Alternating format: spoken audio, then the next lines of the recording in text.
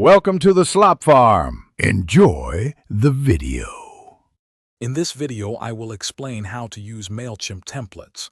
First, log into your Mailchimp account and navigate to the Campaigns section. When creating a new email, you'll be prompted to select a template.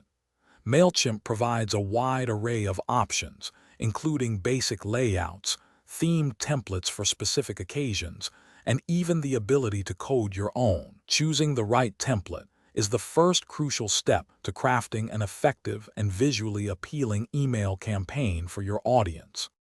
Once you've selected a template, Mailchimp's intuitive drag-and-drop editor makes customization simple. You can easily add text blocks, images, videos, and social media links by dragging them into your layout. Adjust fonts, colors, and sizes to align with your brand's identity.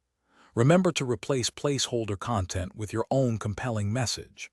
Before sending, always preview your email to ensure it looks great on both desktop and mobile screens, reaching all your subscribers effectively. Now it's time to populate your template with engaging content. Write clear, concise copy that resonates with your audience and includes a strong call to action. Don't forget to add high-quality images or videos to enhance visual appeal.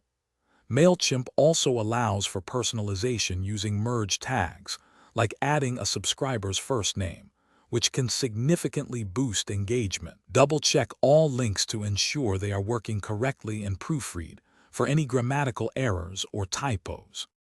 Before hitting send, always send a test email to yourself or a few colleagues. This allows you to review the email's appearance, content, and functionality across different email clients.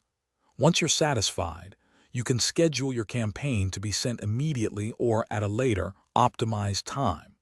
After your campaign goes out, Mailchimp provides robust reporting tools to track open rates, click-through rates, and other key metrics, helping you refine future campaigns for even better results.